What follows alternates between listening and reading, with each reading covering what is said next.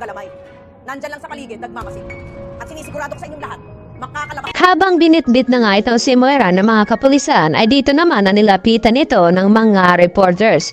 At dito nga na binansagan itong si Moira na kriminal at sumagot naman itong si Moira sa kanila.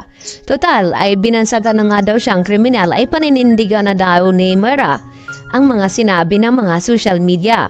At dito nga na sinabi ni Moira na walang kaalam-alam ang mga ito na marami daw siyang galamay at nasa tabi-tabi lamang at makasabwat.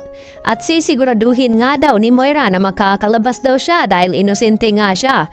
At dito naman na sinabi ng mga pulis na magpaliwanag na lamang itong si Moira sa harapan ng mismo mga mag-i-interview sa kanya dahil haharap nga ito si Moira sa paglilitis. At sa hindi inasahan ay biglaan nga dumating itong si Don Pepe at walang kalam-alam itong si Moira na nagkamalay na pala itong matanda. At dito na sinabi ni Don Pepe na galit daw pala ito kay Zoe at sinabi dito kay Justin kaya pala napasugod si Justin sa airport kung saan ay kinausap niya itong si Zoe at hinamon na panindigan niya ang pagiging masama at kriminal din katulad ng kanyang ina.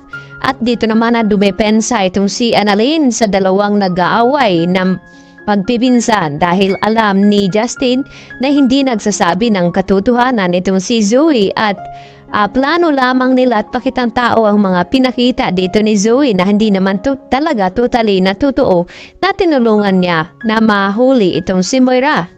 Dahil part lang daw ito na sa mga plano ni Moira na paniwalain sila. Samantala, nagulat din itong si Giselle sa sinabi nga dito ni Moira na may mga galamay at kasabwat daw ito na nasa tabi-tabi lamang. At dahil gising na nga itong si Don Pepe ay siya ang makapagpatunay kung sino-sino ang mga ito. Lalo pat alam ni Don Pepe kung sino ang tunay na ama dito ni Zoe at kung sino ang naroon nung ito'y nadukot itong si Don Pepe at nagamot dito nga kay Zoe. Dahil wala na nga itong si Balahadja at ang natira na lamang itong si Zoe at Nerissa.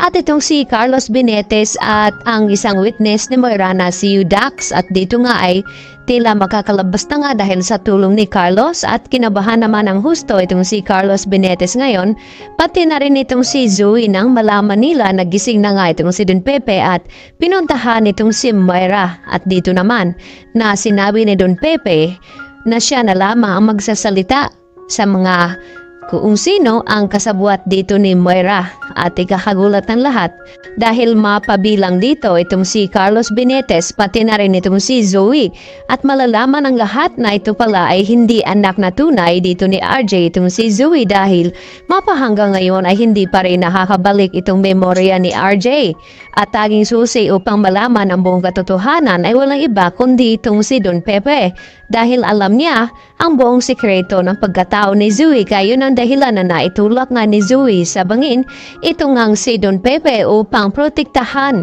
ang kanilang sikreto ni Don Carlos Benetes dahil tiyak masisibak sa pagiging doktor itong si Carlos at mawalan sa kanya ang pagiging asawa ni Lynette.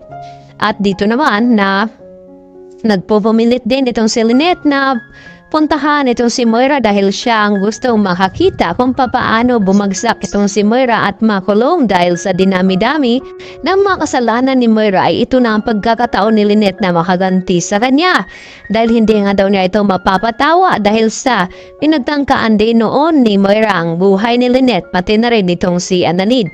Matindi pa ang mga revelasyon dito sa abot kamay na pangarap.